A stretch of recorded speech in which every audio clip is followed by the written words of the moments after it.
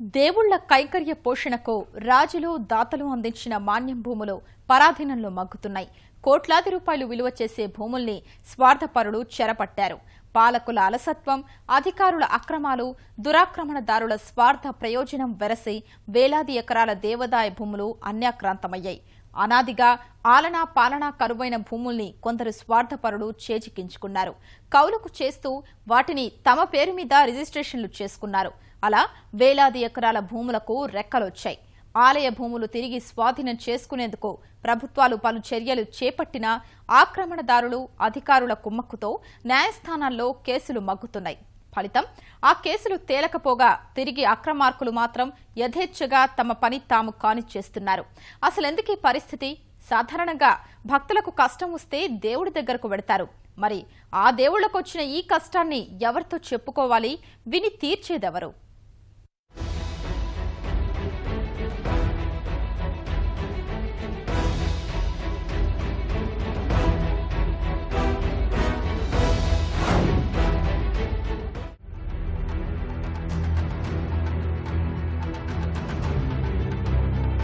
వందలాది దండయాత్రలకు సైతం ఆలయాలు తట్టుకుని నిలబడ్డాయి. ఆలయాల ఆభరణాలు, ఖజానాలు కొల్లగొట్టినా భూముల్ని మాత్రం ఏమీ చేయలేకపోయారు. ఆ మాన్యం భూముల సాయంతోనే అనాదిగా ఆలయాల్లో అభిషేక, అర్చనలు చేస్తూ వచ్చారు. ధూపదీప నైవేద్యానికి లోటు లేకుండా ఆలయాల నిర్వహణ గడిచేది. అర్చకులకు వేతనాలిచ్చేవారు. మరికొన్ని చోట్ల అర్చకులే మాన్యం భూముల్లో పంట పండించేవారు. లేదంటే కౌలుకు ఇచ్చి ఆ వచ్చిన సొమ్ముతో ఆలయంలో పూజాధికాలు చేసేవారు. నిస్వార్థంతో అప్పటి ఆలయ కమిటీలు ఈ కార్యక్రమాన్ని నిర్వహించేవి. ఆలయ మాన్యం భూముల కౌలుతో వచ్చిన సొమ్ముతో ఉత్సవాలు, వేడుకలు అత్యంత వైభవంగా జరిపేవారు. క్రమేణా వేలాది ఆలయాలు దేవాదాయ ధర్మాదాయ శాఖ పరిధిలోకి వచ్చాయి. అధికారికంగా ధర్మకర్తల మండళ్లు ప్రవేశం చేశాయి. దేవాదాయ భూములు ధర్మకర్తలే కౌలుకు తీసుకున్నారు. సాగు చేస్తున్నట్లు రెవెన్యూ రికార్డుల్లోకి ఎక్కించి ఇష్టానుసారం బినామీలతో రిజిస్ట్రేషన్లు చేయడం మొదలుపెట్టారు. 60 ఏళ్లుగా ఈ తంతు సాగుతోంది. నేటికీ పలు ఆలయాల భూములు ఆక్రమణకు గురవుతూనే ఉన్నాయి. వందలు, వేల కోట్ల రూపాయల దేవుడి సంపద భూరాబందుల పాలవుతూనే ఉంది. ప్రభుత్వ లెక్కల ప్రకారం రాష్ట్ర వ్యాప్తంగా దేవాదాయ శాఖకు 3.65 లక్షల ఎకరాల భూములుండాలి. కానీ ఇప్పుడు రెవెన్యూ దస్త్రాలు మాత్రం 42,000 ఎకరాలే ఉన్నట్లు లెక్కలు చూపిస్తున్నాయని సమాచారం. మిగతా భూములేమయ్యాయి అంటే ఆక్రమణకు గురయ్యాయి. అవును, దేవాదాయ శాఖ ఇదే నిర్ధారణకు వచ్చింది. నిజానికి ఇంతకాలం దేవాదాయ ధర్మాదాయ శాఖ అలసత్వం వల్లనే మాన్యం భూములకు ఈ దుస్థితి దాపురించింది. కారణం, గత ప్రభుత్వాల్లో అధికార పార్టీ నాయకులు, కార్యకర్తలే ధర్మకర్తల మండలిలో చోటు దక్కించుకుంటూ వచ్చారు. భూములు అధికంగా ఉన్న ఆలయాలకు పాలక మండలి నియామకాల్లో పోటీ అధికంగా ఉండడమూ అందువలనే. దేవాదాయ ధర్మాదాయ శాఖ అధికారులు వారి ఆదేశాలకు తలోపడం వల్ల అడిగే నాథుడే లేకపోయాడు. వేల ఎకరాలు కబ్జాకు గురయ్యాయి. వాటిని తిరిగి స్వాధీనం చేసుకోవడానికి ప్రభుత్వం ప్రయత్నిస్తున్నప్పటికీ సఫలీకృతం కాలేకపోతోంది. అధికారులు చిత్తశుద్ధితో ప్రభుత్వ చర్యలు అమలు చేయకపోవడం వంటివి కబ్జాదారులను కాపాడుతున్నాయి. ఆలయ భూములకు సంబంధించి వాటిని వెలికితీసి మొన్ననే 28,000 ఎకరాలు ఈ జిల్లాలో ఉందని చెప్పేసి ప్రకటన చేశారు. ఈ ఎక్కడెక్కడ ఉన్నాయి, ఏ సర్వే నెంబర్లో ఉన్నాయి, ఆ సర్వే నెంబర్లకు సంబంధించి వాళ్ళకంతా కూడా ప్రహరీ గోడలు నిర్మించి లేదా ఫెన్సింగ్ వేసి వాటన్నిటికీ భద్రత కాపాడాల్సిన అవసరం ఈరోజు ఎండోమెంట్ డిపార్ట్మెంట్ ఉంది. ఆ ఎండోమెంట్ డిపార్ట్మెంట్ కమిషన్లో మునిగి తేలుతా ఉంది. ఇక్కడున్న అతిరాంజీ మఠం భూములు కానివ్వండి, మనం గతంలో చూసాం, పెద్దలు ఆక్రమించుకొని ఈరోజు మొత్తం అపార్ట్మెంట్లు కట్టుకొని పేదలు అక్కడక్కడ చేసుకుంటూ వాళ్ళ మీద ఈరోజు ఒంటికాల మీద పోయే పరిస్థితి ఉంది. ఈరోజు దేవాలయాలకి కనీసం ఆదాయం ధర పెట్టి వాటిని రైతులకి వాళ్ళ అనుభవంకి ఇచ్చి వాళ్ళకి ఆధారం కోసం ఇచ్చి కాపాడాల్సిన పరిస్థితి పోయేసి ఈరోజు నేరుగా రియల్ ఎస్టేట్ వ్యాపారులు ఈ మొత్తం దేవాలయ భూములను ఆక్రమించుకొని సొమ్ము చేసుకున్న పరిస్థితి అనేక దేవాలయాల్లో ఉంది. దేవాదాయ ధర్మదాయ శాఖకు సంబంధించి రాష్ట్ర వ్యాప్తంగా 23,919 ఆలయాలున్నాయి. వాటికి మొత్తం 3,65,100 ఎకరాల భూములు ఉన్నాయి. కానీ అధికారిక లెక్కల ప్రకారమే రాష్ట్ర వ్యాప్తంగా 20,667 ఎకరాల భూములు అన్యాక్రాంతమైనట్లు తెలుస్తోంది. అత్యధికంగా కృష్ణా జిల్లాలో 6,951 ఎకరాల ఆలయ భూములు కబ్జాకు గురయ్యాయి. తరువాతి స్థానాల్లో విజయనగరంలో 3,169, శ్రీకాకుళంలో 2,821, గుంటూరులో 2,292, చిత్తూరులో 1,709 ఎకరాలు రాబందుల చేతుల్లో చిక్కాయి. నెల్లూరులో 1,436, కడపలో 706, విశాఖపట్నంలో 459, తూర్పుగోదావరిలో 281, అనంతపురంలో 248, పశ్చిమ గోదావరిలో 230, కర్నూలులో 209, ప్రకాశంలో 152 ఎకరాల ఆలయ భూములు పరాధీనంలో మగ్గుతున్నాయి. వీటిల్లో కృష్ణా, గుంటూరు, విజయనగరం, శ్రీకాకుళం, చిత్తూరు, నెల్లూరు జిల్లాల్లో భూముల విలువ కోట్లాది రూపాయలు ఉంటోంది. ఇందుకు తిరుపతిలో అన్యాక్రాంతమైన భూములే సజీవ సాక్ష్యం. తిరుపతి మారుతీనగర్లో 21 ఎకరాల బుగ్గమఠం భూములు అన్యాక్రాంతమయ్యాయి. నివాస ప్రాంతాలు వెలిశాయి. ఆక్రమణదారులు ఈ భూములను లేఅవుట్లు వేసి అధిక ధరలకు విక్రయించారు.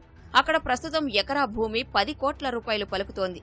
చిత్తూరు జిల్లాలో మొగలీశ్వర ఆలయానికి సంబంధించి 112 ఎకరాలు, పొంగనూరు వరదరాజస్వామి ఆలయానికి సంబంధించి 150 ఎకరాలు అన్యాక్రాంతమయ్యాయి.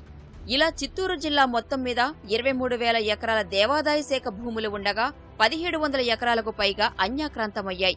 ఇక్కడ దురాక్రమణకు గురైన భూముల లెక్కలు కూడా దేవాదాయ ధర్మాదాయ శాఖ సరిగా చూపడం లేదన్న ఆరోపణలు కూడా నెలకొన్నాయి. చిత్తూరు జిల్లాలో 5,000 ఎకరాలకు పైగా ఆలయ భూమి అన్యాక్రాంతమైతే 1,700 ఎకరాలు మాత్రమే అధికారికంగా చూపుతున్నారు. మిగతాది ఎందుకు చూపడం లేదన్నది బహిరంగ రహస్యం. రాష్ట్ర వ్యాప్తంగా ఇదే తంతు సాగుతోంది. అన్యాక్రాంతమైన భూములు లెక్కలు చూస్తే అసలైన లెక్కలు తేలుతాయని ప్రజలు అంటున్నారు. అసలు దేవాలయ భూములు ఎందుకు ఇచ్చారు? అందులో నుంచి వచ్చే వాటిని ఆ దేవుడి కైంకర్యానికి, పూజాది కార్యక్రమాలకి, లేదా అక్కడ ఉన్నటువంటి వాళ్ళకి దేవాలయ నిర్వహణ, భక్తులకు వచ్చే వాళ్ళకి సౌకర్యాలు కల్పించాలనే సదుద్దేశంతో ఏర్పాటు చేసినటువంటి భూములను ఈరోజు అన్యాక్రాంతం చేసుకున్నారు. కొంతమంది సంవత్సరాల తరబడి అన్యాక్రాంతం చేసుకుని అందులో వచ్చే ఫలితాన్ని కౌలంటామా, గుత్తంటామా, కోరంటామా, ఇవన్నీ ప్రతి సంవత్సరం కోట్లాది రూపాయల ఆదాయం రాకుండా పోతుంది. కాబట్టి ఈరోజు మేము చేసే డిమాండ్ అంటే, ఒకటి పెద్దల చేతిలో ఉన్న భూముల్ని తీసుకోవాలి. అదేవిధంగా దాని చుట్టుపక్కల నిజమైనటువంటి లబ్ధిదారులు పేదలకు ఆ భూములను అప్పజెప్పి అందులో నుంచి చట్టపరమైన రాష్ట్ర వ్యాప్తంగా ఒకే కౌలు విధానాన్ని నిర్ణయించి ఆ విధంగా పేద రైతుల దగ్గర నుంచి కౌలు వసూలు చేసుకొని చేయడం ద్వారా 3 రకాల లాభం జరుగుతుంది. ఒకటి పేద రైతులకు లాభం జరుగుతుంది, రెండోది గుళ్ళు నిర్వహణ బాగుంటుంది, మూడవది వచ్చే భక్తులకు సరైన సౌకర్యాలు కలిగించేదానికి అవకాశం ఉంటుంది. ఇక్కడ ఒక్క విషయం మాత్రం స్పష్టంగా తెలుస్తోంది. రాష్ట్రంలో ఆలయ భూములపై ఆ శాఖ పర్యవేక్షణ పూర్తిగా కొరవడిందని స్పష్టంగా తెలుస్తోంది. కొన్ని చోట్ల కౌలుకు తీసుకున్న వారే సాగు పేరుతో కబ్జా చేశారు. మరికొందరు రాజకీయ నాయకులు, కార్యకర్తలు ఆలయ భూములు ఆక్రమించారు. కళ్ల ముందే ఆలయ భూములు కబ్జాకు గురవుతున్నా దేవాదాయ ధర్మాదాయ శాఖ దేవుడిపైనే భారం వేసి మిన్నకుండిపోయింది. మొదట్లో ఆలయ భూములకు సంబంధించిన సర్వే నెంబర్ల జాబితా, రిజిస్ట్రేషన్ రెవెన్యూ కార్యాలయాల్లో అందించలేదు. చేతులు కాలాక ఆకులు పట్టుకొన్నట్లు అన్యాక్రాంతమయ్యాక ఈ జాబితాలు సంబంధిత కార్యాలయాలకు పంపారు. గతంలో రెవెన్యూ, రిజిస్ట్రేషన్ శాఖల్లో పేరుకుపోయిన అవినీతి వల్ల కూడా దేవాలయాల భూములు అన్యాక్రాంతమయ్యాయి.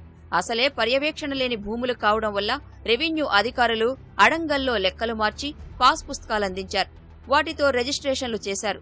అంతా అయ్యి భూములు ఆక్రమించాక అధికారులు మేల్కొంటున్నారు. సంబంధిత వ్యక్తులకు నామమాత్ర నోటీసులు జారీ చేస్తున్నారు. చివరకు భూములు మావంటూ ఇటు దేవాదాయ శాఖ అధికారులు, అటు ఆక్రమణదారులు న్యాయస్థానాలను ఆశ్రయిస్తున్నారు. అక్కడ దేవాదాయ ధర్మాదాయ శాఖ సరైన ఆధారాలు చూపకపోవడం వల్ల కేసులు నిలవడం లేదు. న్యాయస్థానాల్లో ఆక్రమణదారులదే పైచేయి అవుతోంది. దేవాదాయ ధర్మాదాయ అధికారులు లోపాయికారి సహకారంతోనే న్యాయస్థానాల్లో ఆక్రమణదారులు విజయం సాధిస్తున్నారన్నదే ఈ వ్యవహారంపై ఉన్న ప్రధాన విమర్శ. రాష్ట్ర వ్యాప్తంగా 4,000కు పైగా కేసులు న్యాయస్థానాల్లో మగ్గుతున్నాయి. దశాబ్దాలు గడిచినా ఈ భూముల కేసులు కొలిక్కి రావడం లేదు. ఇప్పుడు కాళహస్తీశ్వర దేవస్థానం భూములు 360 ఎకరాలు ఆ చుట్టు ప్రాంతంలో ఉంది. కానీ అక్కడికి వెళ్ళి చూస్తే మామిడి తోపులు అవి వేసుకున్న ఎవరంటే అధికార పార్టీని అండదండలు పెట్టుకున్నటువంటి వాళ్ళు మామిడి తోపులు వేసుకుని రియల్ ఎస్టేట్ లాగా, లేదంటే అక్కడ ఫామ్ హౌస్ లాగా కట్టుకొని అనుభవించుకుంటున్నారు తప్ప నిజమైనటువంటి భూమి మీద ఉన్నటువంటి రైతులకు అది చెందాల, లేకపోతే ప్రభుత్వం హ్యాండ్ ఓవర్ చేసుకొని ప్రభుత్వ అవసరాల కన్నా తీర్చుకోవాలా. అట్లా ఇట్లా కాకుండా రియల్ ఎస్టేట్ చేసేవాళ్ళు, ప్రభుత్వాన్ని అండదండలు తీసుకున్నటువంటి వాళ్ళు ఎంజాయ్ చేస్తున్నారు. మాటలైతే మాత్రం చెప్తున్నారు ఆలయ భూములంతా అనేక్రాంతైనా మేము కాపాడుతూ ఉంటున్నారు. అవి ఉత్తమ మాటలు. ధర్మాదాయ దేవాలయ భూములు, మఠాలకు సంబంధించిన భూములకు సంబంధించి పరాధీనం కాకుండా ఉండడానికి సుప్రీంకోర్టు చాలా స్టిచ్చింగ్ రిమార్క్స్ పాస్ చేసింది. అయినా సరే కాపాడాల్సిన వాళ్ళే ఈరోజు వాటిని కైంకర్యం చేసే పరిస్థితి ఉంది. కాబట్టి వాటిని మనం ఎటువంటి పరిస్థితుల్లో కాపాడలేని పరిస్థితి కనిపిస్తూ ఉంది. ఈరోజు తిరుపతి చుట్టుపక్కల దేవస్థానానికి సంబంధించి కానీ, లేకపోతే ఇక్కడ మఠాలకు సంబంధించిన భూములన్నీ కూడా వాటిని దురాక్రమణ జరిగిపోయింది. వాటి గురించి ఏం పట్టించుకున్న పరిస్థితి లేదు. ఆలయ భూములను కాపాడేందుకు ప్రభుత్వ పరంగా అనేక చర్యలు చేపడుతున్నట్లు చాలా సందర్భాల్లో ప్రకటించింది. తదనుగుణంగా చర్యలు చేపట్టింది. గతేడాది రెవెన్యూ రికవరీ యాక్ట్ కూడా ప్రయోగించారు. ఆంధ్రప్రదేశ్లో 20,000 ఎకరాల దేవాలయ భూములు కబ్జాకు గురయ్యాయని దేవాదాయ శాఖ మంత్రి పి. మాణిక్యాలరావు స్వయంగా వెల్లడించారు. కబ్జాదారుల వివరాలను దేవాలయాల వద్ద బోర్డులో ఉంచుతామని తెలిపారు. కానీ ఈ చర్యలన్నింటికీ గండి కొడుతూ ఆక్రమణదారులు న్యాయస్థానాలను ఆశ్రయిస్తున్నారు. ఈ కారణంగానే ఆలయ భూములు స్వాధీనం చేసుకోలేకపోతున్నామని ఆలయ అధికారులు అంటున్నారు. దేవాదాయ ధర్మాదాయ శాఖలో సిబ్బంది కొరత కబ్జాలను ప్రోత్సహిస్తోంది. సిబ్బంది తక్కువగా ఉండడం వల్ల అన్ని ఆలయాల భూముల పర్యవేక్షణ, కేసుల వివాదాలు చూసుకోలేకపోతున్నామని అధికారులు అంటున్నారు. ప్రతిరోజు న్యాయస్థానాల్లో హాజరు కావలసి ఉంటుందని దేవాదాయ ధర్మాదాయ శాఖ అధికారులు పేర్కొంటున్నారు. ఈ నేపథ్యంలోనే రాష్ట్ర వ్యాప్తంగా ఆలయ భూముల ఆక్రమణపై సర్వే నిర్వహిస్తున్నారు. ఇప్పటికే 70% పైగా సర్వే పూర్తయింది. ఈ జాబితాలోని సర్వే నెంబర్లపై రిజిస్ట్రేషన్లు నిషేధిస్తున్నారు. ఆలయ భూములు అన్యాక్రాంతమవడం వల్ల ఆలయాల్లోని దేవుళ్లకు అభిషేకాలు, అర్చనలు కరువవుతున్నాయి. చిత్తూరు జిల్లాలో మొగిలీశ్వర ఆలయానికి సంబంధించిన 100 ఎకరాలకు పైగా భూమి దురాక్రమణకు గురికావడం వల్ల ఆలయానికి ఆదాయం తగ్గింది. భక్తులు ఇచ్చే విరాళాలతోనే పూజలు, ఉత్సవాలు నిర్వహిస్తున్నారు. అర్చకులకు సరైన వేతనాలు అందక తీవ్ర ఇబ్బందులు ఎదుర్కొంటున్నారు. చిన్న ఆలయాల్లో దీపం పెట్టడానికైనా తైలం లేక చీకట్లోనే దేవుడు మగ్గుతున్న దుస్థితి దాపురించింది.